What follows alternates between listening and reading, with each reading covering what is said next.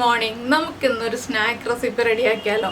Non വെജിറ്റേറിയൻസിന് വളരെയധികം ഇഷ്ടപ്പെടുന്ന ഒരു സ്നാക്കാണ്. ഒരു പ്രാവശ്യം കഴിച്ചാൽ നിങ്ങൾ ഇടയ്ക്കിടയ്ക്ക് ഉണ്ടാക്കി കഴിക്കും, അല്ലെങ്കിൽ വീട്ടിൽ ഭാര്യമാരെ കൊണ്ട് ഉണ്ടാക്കിപ്പിച്ചിട്ട് കഴിക്കും. ഉറപ്പായിട്ടും ഇഷ്ടപ്പെടും കേട്ടോ. അപ്പോൾ എല്ലാവരും ഉണ്ടാക്കി നോക്കണം. എന്താണ് നമ്മുടെ സ്നാക്ക് എന്ന് വെച്ചിട്ടുണ്ടെങ്കിൽ എഗ് ഫിൽഡ് ബീഫ് റോളാണ്. അപ്പോൾ ഈ ഒരു സ്നാക്ക് ബേക്കറിയിൽ വാങ്ങിക്കാൻ കിട്ടില്ല കേട്ടോ. ഉറപ്പായിട്ടും വീട്ടിൽ തന്നെ ഉണ്ടാക്കാനേ പറ്റുള്ളൂ. അപ്പോൾ എങ്ങനെയാണ് നമ്മുടെ എഗ് ഫിൽഡ് ബീഫ് റോൾ ഉണ്ടാക്കുന്നതെന്ന് നമുക്ക് നോക്കാം. നമുക്ക് നമ്മുടെ ഇൻഗ്രീഡിയൻസ് നോക്കാം. ഞാനിപ്പോൾ ഒരു 5 സവോള എടുത്തിട്ടുണ്ട്, അതുപോലെ തന്നെ 10 മുട്ട എടുത്തിട്ടുണ്ട്. പിന്നെ ബീഫ് 3/4 കിലോ, അതിലേക്ക് ഉപ്പ്, കുരുമുളക്, മഞ്ഞൾപ്പൊടി, ഗരം മസാലപ്പൊടി, പെരിഞ്ജീരകം പൊടിച്ചത്, കുറച്ച് വെളിച്ചെണ്ണ, കുറച്ച് വിനീഗർ, ഇത്രയും ചേർത്ത് ജിഞ്ചർ ഗാർലിക് പേസ്റ്റും കൂടി ചേർത്ത് വേവിച്ചെടുത്തിട്ടുണ്ട് കേട്ടോ. അത് നിങ്ങൾ ബീഫ് എത്ര എടുക്കുന്നോ അതിനനുസരിച്ച് ഇത്രയും കാര്യങ്ങൾ ചേർത്ത് വേവിച്ചെടുക്കുക. കുറച്ച് ഉപ്പ് കൂടുതലായിട്ട് ചേർക്കണം. എന്താണെന്ന് വെച്ചാൽ നമ്മുടെ ഉരുളക്കിഴങ്ങിൽ നമ്മൾ ഉപ്പ് ചേർത്തിട്ടില്ല. ഉരുളക്കിഴങ്ങ് ഉപ്പ് ചേർക്കാതെയാണ് വേവിച്ചിട്ടുള്ളത്. അപ്പോൾ ബീഫിന് കുറച്ച് ഉപ്പ് കൂടുതലായിട്ട് ചേർത്ത് വേവിച്ചെടുക്കുക. പിന്നെ ഉരുളക്കിഴങ്ങ് വേവിച്ചെടുത്തിട്ടുണ്ട്. പച്ചമുളക് 5 എണ്ണം ചെറുതായിട്ട് കട്ട് ചെയ്തെടുത്തിട്ടുണ്ട്. മല്ലിയില ഫൈനായിട്ട് ചോപ്പ് ചെയ്തെടുത്തിട്ടുണ്ട്. പിന്നെ നമുക്ക് വേണ്ടത് ബ്രെഡ് ക്രംസും കുറച്ച് മുട്ടയും കൂടിയാണ്. എന്താണെന്ന് വെച്ചാൽ നമുക്ക് മുട്ടയിൽ ഡിപ്പ് ചെയ്തിട്ടും ബ്രെഡ് ക്രംസിൽ കോട്ട് ചെയ്തെടുക്കാം. അതുപോലെ തന്നെ മൈദപ്പൊടിയിൽ ഡിപ്പ് ചെയ്തിട്ടും മൈദയുടെ പേസ്റ്റ് ഉണ്ടാക്കി അതിൽ ഡിപ്പ് ചെയ്തിട്ടും നമുക്ക് ബ്രെഡ് ക്രംസിൽ കോട്ട് ചെയ്തെടുക്കാം. അത് നിങ്ങളുടെ ചോയ്സാണ്. അപ്പോൾ നമുക്ക് ആദ്യം മസാല റെഡിയാക്കാം, അതിനുശേഷം ബാക്കിയുള്ള കാര്യങ്ങൾ ചെയ്യാം. അപ്പോൾ നമ്മൾ മസാല ഉണ്ടാക്കാനായിട്ട് ഒരു പാൻ വെച്ചിട്ടുണ്ട്. പാനിലേക്ക് നമുക്ക് ആദ്യം വെളിച്ചെണ്ണ ചേർക്കാം. വെളിച്ചെണ്ണ ഓവറായി പോകരുത് കേട്ടോ, അത് പ്രത്യേകം ശ്രദ്ധിക്കുക. പിന്നെ നിങ്ങൾ ബീഫ് വേവിക്കുമ്പോൾ ജിഞ്ചർ ഗാർലിക് പേസ്റ്റ് ആഡ് ചെയ്തിട്ടില്ല എന്നുണ്ടെങ്കിൽ ആദ്യം ജിഞ്ചർ ഗാർലിക് പേസ്റ്റ് ആഡ് ചെയ്യണം സവോളയുടെ കൂടെ. ഞാനിപ്പോൾ ജിഞ്ചർ ഗാർലിക് പേസ്റ്റ് ചേർത്ത് നമ്മുടെ ബീഫ് വേവിച്ചതുകൊണ്ട് ഇപ്പോൾ ഇനി ഇഞ്ചിയും വെളുത്തുള്ളിയും ചേർക്കുന്നില്ല. ആദ്യം സവോളയാണ് ചേർക്കുന്നത്.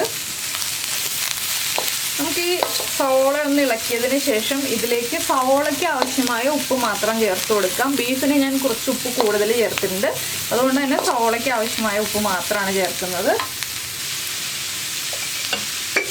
സവോള ഒന്ന് സോഫ്റ്റായി വന്നാൽ മതി. ഒരുപാട് അങ്ങോട്ട് വഴറ്റിയെടുക്കണ്ട കേട്ടോ. നന്നായിട്ട് വഴന്ന് പോകണ്ട, ബ്രൗൺ ഷെയ്ഡൊന്നും ആയി പോകണ്ട. ഒന്ന് സോഫ്റ്റായി വരുന്നത് വരെ ഇളക്കി കൊടുക്കുക. ഇതിൻ്റെ കൂടെ തന്നെ നമുക്ക് പച്ചമുളകും കൂടി ചേർത്ത് കൊടുക്കാം. നമ്മൾ എരിവിനായിട്ട് പച്ചമുളകാണ് കൂടുതലായിട്ട് ചേർക്കുന്നത്. ബീഫിൽ കുരുമുളക് ചേർത്ത് വേവിച്ചിട്ടുണ്ട്. പിന്നെ പച്ചമുളകും സവോളയും കൂടി നന്നായിട്ടൊന്ന് വഴന്ന് വരട്ടെ.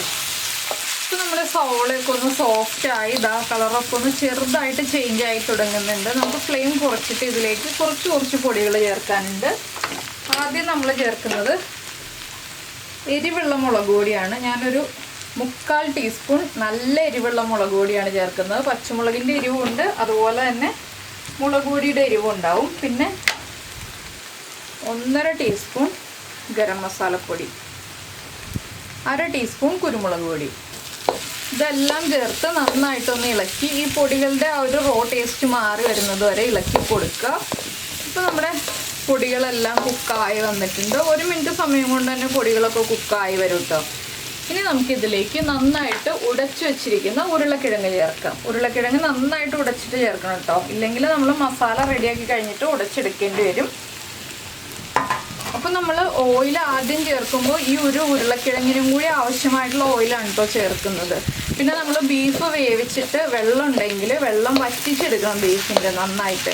ഇല്ലെങ്കിൽ ബീഫിൽ വെള്ളത്തോടുകൂടി മിക്സിയിൽ അടിച്ചെടുത്തിട്ടുണ്ടെങ്കിൽ ബീഫിൻ്റെ കൺസിസ്റ്റൻസി കറക്റ്റ് ആവില്ല, നമ്മുടെ മസാലയുടെ കൺസിസ്റ്റൻസി പെർഫെക്റ്റ് ആവില്ല. ഉരുളക്കിഴങ്ങ് ഒരുപാട് കൂടുതലായിട്ടും ബീഫ് കുറവായിട്ടും ചേർത്തിട്ടുണ്ടെങ്കിൽ ടേസ്റ്റ് തന്നെ മാറിപ്പോവും. അപ്പോൾ ബീഫ് കൂടുതലും ഉരുളക്കിഴങ്ങ് വളരെ കുറച്ചും നമുക്ക് ആ ഒരു ഉരുട്ടിയെടുക്കാൻ പാകത്തിന് ഉരുളക്കിഴങ്ങ് കിട്ടിയാൽ മതി. ബാക്കി ബീഫാണ് കൂടുതൽ വേണ്ടത്, ബീഫിൻ്റെ ടേസ്റ്റാണ് നമുക്ക് കൂടുതൽ വേണ്ടത്. അപ്പോൾ ഉരുളക്കിഴങ്ങും നന്നായിട്ട് സവോളയായിട്ട് മിക്സ് ആയിട്ടുണ്ട്. ഇനി നമുക്കിതിലേക്ക് ബീഫ് ചേർത്ത് കൊടുക്കാം. ബീഫ് ഞാൻ മിക്സിയിൽ നന്നായിട്ട് ഇതുപോലെ ക്രഷ് ചെയ്തെടുത്തിട്ടുണ്ട്. ഇനി നമുക്ക് ബീഫ് ആഡ് ചെയ്ത് കൊടുക്കാം. ബീഫും കൂടി ചേർത്ത് നന്നായിട്ടൊന്ന് മിക്സ് ചെയ്യാം. മസാല മിക്സ് ചെയ്തതിന് ശേഷം നിങ്ങൾ ഉപ്പ് ചെക്ക് ചെയ്യുക. ഉപ്പ് കുറവാണെങ്കിൽ ഉപ്പ് ആഡ് ചെയ്ത് കൊടുക്കുക. അതുപോലെ തന്നെ നമ്മൾ ചെക്ക് ചെയ്യേണ്ട ഒരു കാര്യം എന്താണെന്ന് വെച്ചാൽ എരിവുണ്ടോ എന്ന് നോക്കുക. എരിവ് കുറവാണെങ്കിൽ കുരുമുളക് പൊടി മാത്രം ചേർക്കുക കേട്ടോ. വേറെ പൊടികൾ പച്ചമുളക് അല്ലെങ്കിൽ മുളക് പൊടി ഇത് രണ്ടും ആഡ് ചെയ്യരുത്. കുരുമുളക് പൊടി മാത്രമേ എരിവിനായിട്ട് ഇനി ചേർക്കാൻ പാടുള്ളൂ. അപ്പോൾ ഉപ്പും കുരുമുളക് പൊടിയും ചേർത്ത് കറക്റ്റ് ചെയ്തതിന് ശേഷം മാത്രം നമ്മൾ നമ്മുടെ മുട്ടയിലേക്ക് പൊതിയാൻ പാടുള്ളൂ. മുട്ട പൊതിയാന്ന് വെച്ചിട്ടുണ്ടെങ്കിൽ മുട്ട 4ആയിട്ട് കട്ട് ചെയ്യണം. അപ്പോൾ ഞാൻ മുട്ട കട്ട് ചെയ്തിട്ടൊന്നുമില്ല. ഈ ഒരു മിക്സിൻ്റെ ചൂട് മാറിയിട്ട് വേണം നമുക്ക് മുട്ടയിലേക്ക് പൊതിയാനായിട്ട്. അപ്പോൾ മിക്സ് റെഡിയായി വന്നിട്ടുണ്ട്. നമുക്കിനി ഇതിലേക്ക് ആഡ് ചെയ്യാനുള്ളത് മല്ലിയിലയാണ്. ഞാൻ മല്ലിയിലയും കൂടി ചേർക്കുകയാണ്. മല്ലിയില നിങ്ങളുടെ ടേസ്റ്റിനനുസരിച്ച് ചേർക്കാം.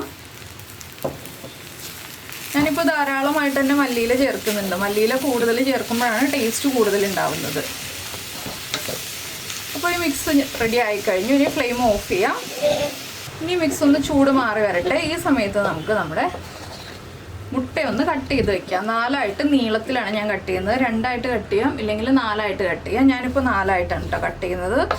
അല്ലെങ്കിൽ 2ആയിട്ട് കട്ട് ചെയ്തിട്ടുണ്ടെങ്കിൽ ഒരുപാട് വലിയ ബോളായിപ്പോവും. അപ്പോൾ നമ്മൾ വേവിച്ച് വെച്ചിരുന്ന മുട്ട 4ആയിട്ട് കട്ട് ചെയ്ത് വെച്ചിട്ടുണ്ട്. 4 മുട്ട ഞാൻ ബീറ്റ് ചെയ്തും വെച്ചിട്ടുണ്ട്. ഇനി നമുക്ക് നമ്മുടെ മസാലയിൽ ഈ മുട്ട പൊതിഞ്ഞെടുക്കാം. മസാല ഞാനൊരു പ്ലേറ്റിൽ ചൂട് മാറാൻ വേണ്ടി എടുത്ത് വെച്ചിട്ടുണ്ട്.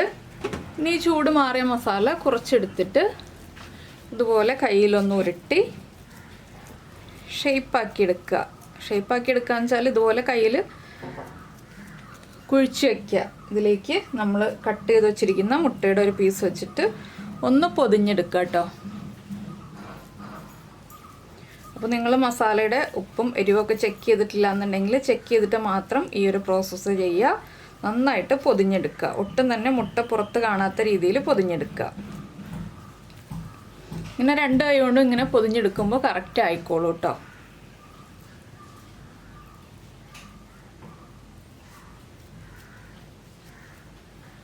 കണ്ടോ, ഞാൻ ഈ ഒരു ഷേപ്പിലാക്കി എടുത്തിട്ടുണ്ട്. ഇതിന് നമുക്ക് നമ്മൾ ബീറ്റ് ചെയ്ത് വെച്ചിരിക്കുന്ന മുട്ടയിൽ ഡിപ്പ് ചെയ്തെടുക്കണം. അപ്പോൾ ഞാൻ ആദ്യം എല്ലാ മുട്ടയും ഇതുപോലെ പൊതിഞ്ഞെടുക്കട്ടെ. അതിനുശേഷം നമുക്ക് ഡിപ്പ് ചെയ്ത് ബാക്കിയുള്ള കാര്യങ്ങളൊക്കെ ചെയ്യാം. അപ്പോൾ ആദ്യം നമുക്കിത് ചെയ്തെടുക്കാം. ഇപ്പോൾ നമ്മളിതാ എല്ലാം ഉരുട്ടി വെച്ചിട്ടുണ്ട്. ഞാനിപ്പോൾ ചെറിയ പ്ലേറ്റിൽ വെച്ചിരിക്കുന്നതുകൊണ്ട് ഇത്ര എടുത്ത് വെച്ചിട്ടുള്ളൂ. ഇനി നമുക്കിത് ഓരോന്നായിട്ട് മുട്ടയിൽ ഡിപ്പ് ചെയ്യുക. അതിനുശേഷം നമ്മുടെ ബ്രെഡ് ക്രംസ് ഉണ്ടല്ലോ, ബ്രെഡ് ക്രംസിലൊന്ന് റോൾ ചെയ്തെടുക്കാം. ഇത് 2 പ്രാവശ്യം കോട്ട് ചെയ്തെടുക്കുകയാണെങ്കിൽ കൂടുതൽ നന്നായിരിക്കും കേട്ടോ. ഞാനിപ്പോൾ 2 പ്രാവശ്യം കോട്ട് ചെയ്തെടുക്കുന്നുണ്ട്. ഒരു പ്രാവശ്യത്തെ കോട്ടിങ് കഴിഞ്ഞിട്ട് വീണ്ടും ഇതുപോലെ തന്നെ എടുത്തിട്ട് മുട്ടയിൽ ഒന്നുകൂടി ഒന്ന് ഡിപ്പ് ചെയ്തിട്ട് വീണ്ടും ബ്രെഡ് ക്രംസിലൊന്ന് റോൾ ചെയ്തെടുക്കാം. അപ്പോൾ 2 പ്രാവശ്യം കോട്ട് ചെയ്യുമ്പോൾ നല്ല കോട്ടിങ് കിട്ടുകയും ചെയ്യും. നമുക്ക് ആ ഒരു ടേസ്റ്റ് കൂടുതലായിട്ട് കിട്ടുകയും ചെയ്യും കഴിക്കുമ്പോൾ.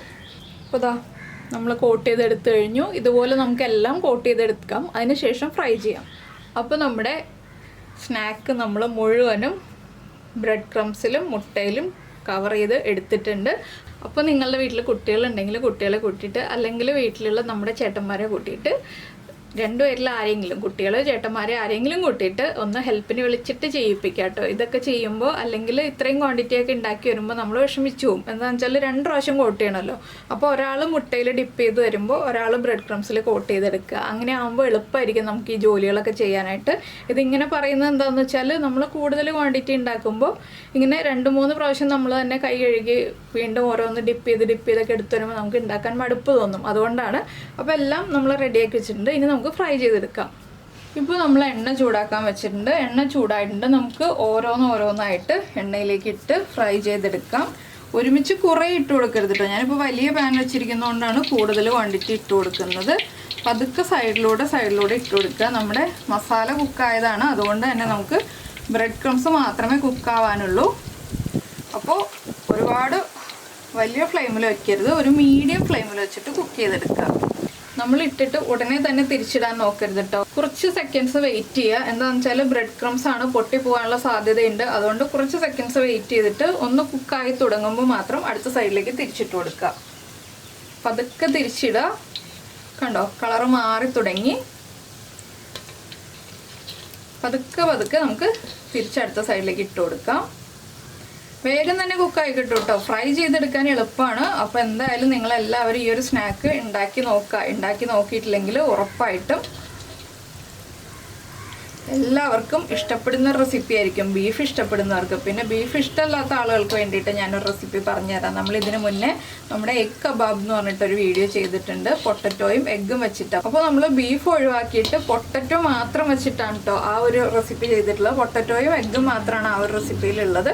അപ്പോൾ ബീഫ് കഴിക്കാത്ത ആളുകളാണെന്നുണ്ടെങ്കിൽ നിങ്ങൾക്ക് അതിങ്ങനെ ചെയ്യാം. പിന്നെ ബീഫ് കഴിക്കില്ല, ചിക്കൻ മാത്രമേ കഴിക്കുള്ളൂ എന്നുണ്ടെങ്കിൽ ചിക്കനും പൊട്ടറ്റോയും വെച്ചിട്ട് നമുക്ക് ഈ ഒരു റെസിപ്പി ചെയ്യാം കേട്ടോ. അപ്പോൾ പല ഓപ്ഷൻസ് ഉണ്ട് ഈ ഒരു റെസിപ്പി ചെയ്യാനായിട്ട്. എഗ് ഫില്ലിംഗ് ഉള്ളിൽ വരും എന്ന് മാത്രമേ ഉള്ളൂ. എഗ്ഗ് ഫില്ല് ചെയ്തിട്ട് നമുക്ക് പുറമെ പൊട്ടറ്റോയുടെ ഈ ഒരു ലെയറും അല്ലെങ്കിൽ ചിക്കൻ്റെ ലെയർ അല്ലെങ്കിൽ ബീഫിൻ്റെ ലെയറൊക്കെ വെച്ചിട്ട് വെറൈറ്റി ആയിട്ട് സർപ്രൈസ് ആയിട്ട് ഇങ്ങനൊരു സ്നാക്ക് റെഡിയാക്കി കൊടുക്കാവുന്നതേ ഉള്ളൂ എല്ലാവർക്കും.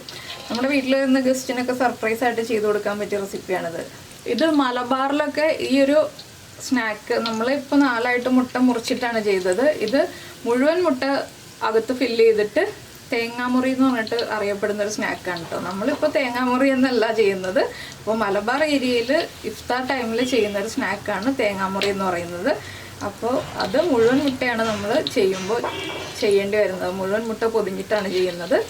ഇപ്പോൾ കണ്ടോ നമ്മുടെ സ്നാക്ക് റെഡി ആയി കഴിഞ്ഞു. ഇത്രയും ആയാൽ മതി. ഇനി ഇതൊന്ന് ചൂട് മാറി വരുമ്പോൾ കളറൊക്കെ കറക്റ്റ് ആയിക്കോളും. ഇതുപോലെ ഞാനെല്ലാം ഫ്രൈ ചെയ്തെടുക്കട്ടെ. അപ്പോൾ നമ്മുടെ എഗ് ഫിൽഡ് ബീഫ് റോൾസ് എല്ലാം റെഡി ആയിട്ടുണ്ട്. അപ്പോൾ നിങ്ങളെല്ലാവരും ട്രൈ ചെയ്ത് നോക്കിയിട്ട് നിങ്ങളുടെ അഭിപ്രായം നമ്മുടെ വീഡിയോയുടെ താഴെ കമൻറ്റ് ചെയ്യുക. അതുപോലെ തന്നെ റെസിപ്പി ഇഷ്ടമായിട്ടുണ്ടെങ്കിൽ ഒന്ന് ലൈക്ക് ചെയ്യാനും മറന്നുപോയില്ലല്ലോ. പിന്നെ നമ്മുടെ ചാനൽ ആദ്യമായിട്ട് കാണുകയാണെങ്കിൽ നമ്മുടെ വീഡിയോ പ്രസൻറ്റ് ചെയ്യുന്ന രീതിയൊക്കെ ഇഷ്ടമായി എന്നുണ്ടെങ്കിൽ ഒന്ന് സബ്സ്ക്രൈബ് ചെയ്ത് സപ്പോർട്ടും കൂടി ചെയ്തേക്കണേ. നമുക്ക് നമ്മുടെ അടുത്തൊരു വീഡിയോയുമായിട്ട് അടുത്ത ദിവസം വീണ്ടും കാണാം.